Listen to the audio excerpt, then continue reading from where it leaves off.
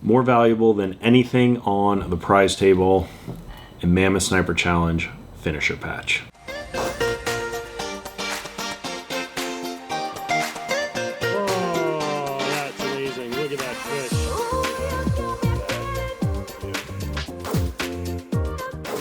Hey everybody, welcome back to the channel. This is an after action report for the Mammoth Sniper Challenge, March 2025, Fort Chaffee, Fort Smith, Arkansas. That is quite the mouthful, but Fort Chaffee really is it's a nice area and it's a beautiful facility. The base has so much space and I guess everything except the campground, which is like a rock solid plate.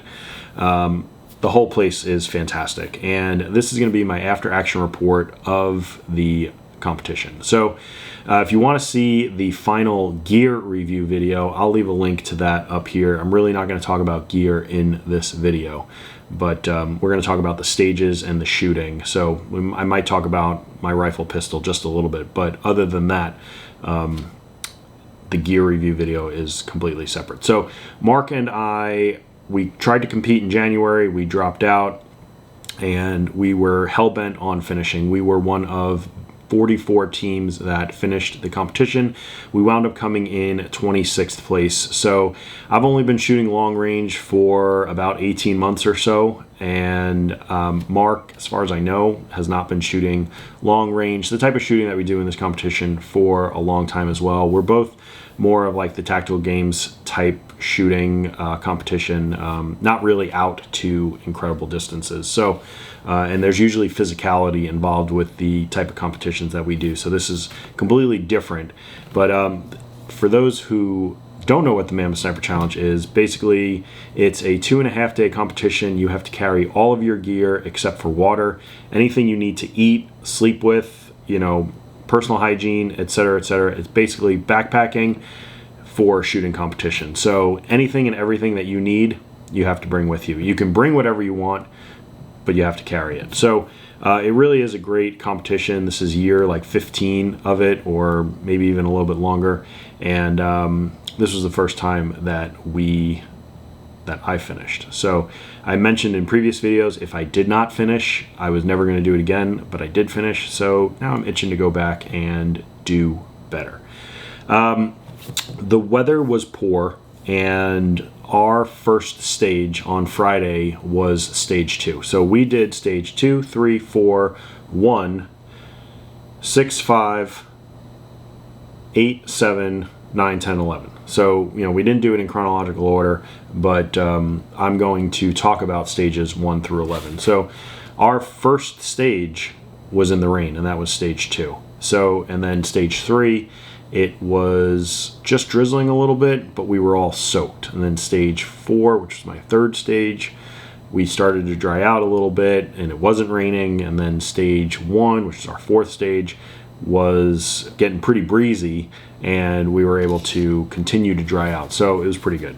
Saturday was great weather-wise. Sunday morning before we rucked, it poured again, so I was a little tired. We all rucked to one area, and there were 4 lanes basically, so we all went at the same time in chronological order, 9, 10, 11. So stage 1, now Chaffee is interesting because we went to this range last year and we were shooting further back. We were actually shooting at the house that we climbed up into, so it was like 500 yards away, and we still shot 500 yards. So the range is gigantic. So Chris has unlimited possibilities basically with setting up future events there.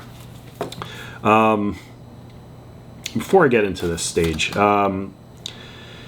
I do this channel. I've got like 27,400 something subscribers, and it's fairly specific. It's not like a vlog, although I do some of those, but anybody and everybody that came up to me and said hello, said that they watched the videos, I thank you from the bottom of my heart. It was really nice to talk to all of you. I will admit I don't remember everybody's name, but it really is good to hear that these videos are helpful and they mean something to you, and that really warms my heart. And second, I just want to thank all of the volunteers, for volunteering in the bad weather and stuff like that. It takes a lot to dedicate your time to something that you may or may not get anything out of. And, I know everybody appreciates the volunteering. So thank you all. So stage one was our fourth stage. We had to run up the stairs. We had 3 pistol shots, and then we had 3 pistol shots twice, and then a mover. And in Mammoth, the pistol shooting's not difficult. They make you think. They change it up. It's 3 shots on 2 targets. It's 2 shots on 3 targets. It's 3 shots on 4 targets. It's never the same. And that's where people get tripped up, not paying attention to the stage brief. And I only messed up once in terms of sequence, and I'll go over that in a little bit. But then we had to shoot a gong, and that was at about 570 yards I ranged it at, and I couldn't hit it. So I took 3 shots, Mark took 3 shots, and then a bunch of movers went, and that's definitely something that I need to practice because I can't lead them very well. So that was a decent stage. It wasn't overly difficult. It was just my shooting wasn't great there. I didn't have much luck shooting on day 1. Stage 2, this is the one that we did in the Humvee, and we did it in the rain. And I put my pack down, I put my feet into kind of kneeling, and everything got absolutely soaked. And we were down the hill like everybody else, and we're just standing there in the rain. There's no coverage, no relief whatsoever, and everybody's just getting absolutely soaked. And we had to climb up, bring all of our gear into the Humvee. We had to find the board with the sequence of shots that we were supposed to take. It was I didn't write that part down, but it was like triangles or diamonds, and then torsos, ovals, and one other thing. And you had to find them in order and then shoot them simultaneously in order. And it was a very difficult stage overall. The rain made it a lot worse. And this was the stage that I did not record because I didn't want to take my camera out and ruin it. So if you were there, you know what I was talking about. If you're not there, sorry. So there weren't many points scored overall on that stage when we were standing down the hill because it's a blind competition. You can't watch people go until the last day. We didn't hear many shots getting off at all. So that was a really, really difficult stage, and I'm glad that we did that one in the rain because everybody else was hampered by the rain, but we had it on a really difficult stage. So maybe that's why we came in 26th. Stage 3, our second stage, Mark had to go prone, I had to go into the pit, and we were given the distances, and my target was a 16-inch diamond at 875 yards, 3 rounds hit or miss. Mark had a 12-inch diamond at 493 rounds, 3 rounds hit or miss, and then the mover started going. I don't know, so with the Vortex Impact 4000, even though I didn't range this one, I just dialed, and I don't know if my dope was just a little bit off or what, but I did not hit those shots, and I was a little upset with that. But 875, it's not the easiest distance, especially when you haven't been doing it long. But and then again with the movers, I gotta learn how to do it, but I don't have access to them, so I'll just have to figure something out when I do this competition again. But that was a fun stage. I just didn't do very well. Stage 4, finally, so that was our third stage, and I finally got some hits because we started on stage 2, no pistol, stage 3, no pistol, stage 4, pistol. So we had 4 targets with 3 shots apiece, and this was the one where I messed up my sequence. I went 1-2, 1-2, and Mark said, it's supposed to be 3 shots. So I took 2 shots because I was out of sequence, and then I finished off the 3rd and the 4th target on sequence with 3 shots. Mark is an excellent pistol shooter, and he nailed them all. We climbed into the back of the LMT and we had to look for targets. And a lot of the people, when we were talking after the fact, they were looking at all these far targets. And I found 4 targets that were within like 300 or 400 yards. So Mark went first with like a coyote or a duck that was next to this orange thing, and then there was another target just a little bit that was at like 150 yards, and then the next one was at like 200 yards, and then I had one that was 250 or so, and then I was looking for that 4th target, which was a hog or a boar up on the hill, but I couldn't find it when time expired. But this stage we did really well on overall, minus my mistake, and I was really happy coming off of that LMT with the points that we got. So that was day 1. We rucked back, and then we rucked out to the other range where stages 5, 6, 7, and 8 were. We started on stage 6, we went to stage 5, then we did stage 8, and then stage 7. So I'm just going to go 5 through 8 here. We started behind the white Toyota, and I remember this one from last year with the Razor side by side, and I had a really good feeling that they were going to put a decoy up, because one had to go to one side, one had to go to the other side. There were 3 targets that we had to hit, but there were 4 targets posted, and one was a duck. So, you know, I told Mark beforehand, don't shoot the decoy target, and we didn't. I went to the left side because I was shooting up the right side, and he was on the right side, he was shooting up the left side of the road. So it made it a little bit better for visualizing the targets. And I had to shoot a square, a rectangle, a diamond, and an oval. The oval wound up being at like 700 yards, and I think I got 1 shot off before time expired. But this was another one that we scored like 36 points, and we really walked off of this stage feeling really, really good. There was a special target that was 758 yards that was just past my oval, and I saw a deer run across the road, so I'm glad I didn't shoot the deer. But again, this was another stage that we did well on. We talked it out very well, and we were able to communicate well and execute very well. Now, in some of the daily videos and maybe some of these clips, you know, Mark had a bunch of feeding issues with one of his magazines in his rifle. So that's something that we're going to work on again. If he and I decide to do this again, he's probably going to take a gas gun. And yeah, not to get too heavy into the gear, but he's probably going to switch up rifles for the next time. Stage 6, I remember from last year, big open field, and there's a clump of trees, another set of trees, there's a couple of rusted out cars. Because Mark was shooting well and I wasn't, that was our first stage of the day, and so I was going off of what I was thinking from the previous day where I wasn't shooting my rifle very well. So I focused on finding his targets because I know how good of a shot he is before I started focusing on mine. So I found the clump of tree, the square in the trees for him. I found the gong in the left side of the trees. There was he had defined a torso, which was just over the car. And then I started looking for mine. Mine were way out in the distance. I got 3 shots off. He got 6 shots off.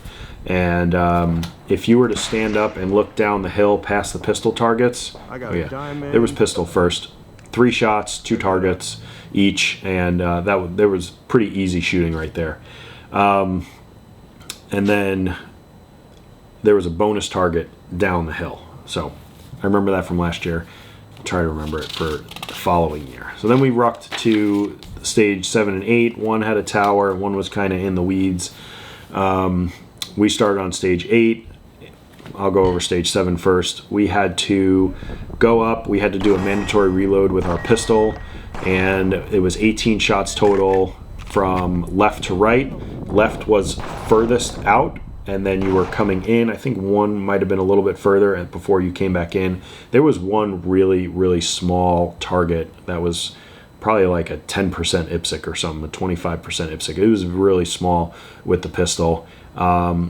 But again, the pistol shooting's not difficult, and you really, really don't want to neglect your pistol shots because they're valuable, valuable points. So we got a lot of hits there. I did my reload after 9 shots. So it didn't matter where you did the reload, you just had to do a reload. And then we climbed up the tower and we had to find targets. It was like P1 and S1 for primary 1 and secondary 1. And then primary 2, secondary 2, primary 3, secondary 3. You had to find them, shoot them, but you were on the railing of a tower, and P1. it was very uncomfortable. I wound up sitting Indian style with my pack in front of me, kind of resting the buttstock on the pack and my rifle right on the railing. Mark said he wasn't comfortable, and I said, get comfortable, because I'd rather take a few extra minutes or seconds to make a solid shooting platform versus shooting uncomfortably and missing every shot. So it's the same thing in the Patriot games. You want to take your time and hit your shots, because if you rush and miss, it's pointless. So take your time, establish your shooting position, get comfortable, and then shoot once you are comfortable. If you're going to miss anyway because you're uncomfortable, you might as well just save your ammo then. And then stage 8, we had to we had to go to this pallet that was vertical with some posts. So we had to shoot from within the posts over the pallet, and I could not get a solid shooting position. And I said this in the gear video, my shooting bag is meant to go over like a railing, and then when I turn it sideways though, it doesn't really stay on my tripod top. So I'm either going to get a table and or get a flat shooting bag. But again, we had a 12-inch gong, a 12-inch diamond, a large oval, a bore, and a 10-inch square, and then a 10-inch gong and a duck. 3 rounds hit or miss. So, Mark took a bunch of shots and I took a bunch of shots. That was one of the only times when I just didn't see what he was seeing. But other than that, up until this point, stages 1 through 8, we really had excellent communication, and we really established a plan. There wasn't any foul ups or anything like that. So then we rucked back. I turned my ankle, didn't really think anything of it. We had a significant thunderstorm roll through on Sunday morning from like 2:30 to 4:30, and I was tired. I didn't really feel well, but I was going to push through. We didn't really care about our shooting position, and my recon bino harness broke, so that slowed me down on the ruck also. We wound up shooting last from squads 1 and 2, so we had plenty of time to watch other people and see what they were going to do. Stage 9, we had to take our rifle and hold it and shoot. My rifle's 18 pounds. The AR guys definitely had an advantage here because their rifles aren't that heavy, but some of us with heavier rifles, it was definitely a little bit more difficult, but I think I hit 6 out of the 10 shots overall, so I was happy with that. Stage 10 was that same target, which was about 100 yards away. We had to shoot pistol, and I mentioned it in the gear video again, that when I'm with my X5 Legion and I pull the trigger, my dot goes down and to the left. I can keep it as still as can be. In a vise or something, the dot goes down and to the left. So I'm thinking about switching pistols, especially for the long range. You don't need a great pistol. If you're a good shooter with a mediocre weapon, a stock weapon, it's fine for Mammoth, because again, third, fourth time I'm mentioning this, the pistol shooting is not difficult. You just have to be a good shooter. So I'm probably going to switch out pistols if I do this again for something a little bit lighter. But I only hit 1 of the 10 pistol shots at about 100 yards. You could do 5 supported, and then you had to do 5 unsupported. You could have done all 10 unsupported if you wanted to, but the second 5 had to be unsupported, mandatory. Mark hit 6 out of 10 shots at 100 yards, so he did really well on that stage. And then stage 11, something that I've never ever done before, was we had to turn our rifle sideways. You could have done it either way. I did mag right so my ejection port was up, and I'd never done it before, and I moved my windage 1.9 counterclockwise, and I held a little bit on the elevation, and my brake was angled up and down then, and it splashed a bunch of debris up, just dirt. I mean, it did it for everybody, but Mark said he thought he saw my shots going way to the left when the RO, or the spotter, said that I was actually like 2 feet. So I consider that a win, considering I'd never done that before, and that was only 5 shots. So something that I'll practice in the future, but I know I'm not going to utilize that a lot, but I need to know how to do it. So in terms of the competition and the staff, everybody was fantastic. They read the stage brief twice. I had a template down where I asked if I had a couple of questions. Can primary move before secondary is done? And do we have to move all shooting gear into the shooting area? Because we got dinged with that. And if I'm able to set up my position before my partner as when we're doing rifle, then that's great. But there were times when we were shooting at an even playing field, and I would have had to run in front of the muzzle. So there were times when I was not able to move until his pistol was in the bucket. We did see somebody in our squad get DQ'd because they put their pistol back in the holster instead of in the dump bucket, and they take safety very seriously, and nobody got hurt. So it was a great competition. I'm glad I finished. I do want to go back. I do want to try and do better. I'm debating whether to... I got to see when the dates are, but if I do go back, I'm probably going to go back with a different rifle and a different pistol. I'm going to focus on the closer shots versus the further out shots, because my hit percentage is higher on a closer shot. So I have a lot to practice. I have a lot to learn, as always. I don't consider myself a great shooter. I consider myself, for what I do in the Patriot games, I consider myself a pretty good intermediate shooter. But with this long range stuff, I'm definitely an advanced beginner. So I really enjoyed it. Now that I finished, I know it's doable. I know what works and what doesn't. I know how to improve for the next time. And I am looking forward to doing it again. So again, thank you to all the volunteers, all the range officers, the squad leaders, the spotters, everybody that was there voluntarily. Thank you, thank you, thank you. Thank you to all the sponsors who laid out that fantastic gear on the prize table. I walked away with a $500 gift certificate to JP Enterprises. Plan to build a pretty sweet duty rifle, even though I'm a civilian, and just something that can handle pretty much anything. I'm going to get a barrel and a bolt, and then I've got a lot of the other stuff, so shouldn't cost too much extra money. And then I got a $25 gift card to Bravo Concealment, so I picked up another holster. So, and then thank you to Chris. Thank you to Mark. Thank you to Chris for putting the competition on. Thank you to Mark for being my partner. And all the other people that came and said hello, thank you. It means a lot to me. So that's going to do it for this one. Like and subscribe. Leave a comment in the comment section below. Hopefully I'll see you at the next Mammoth.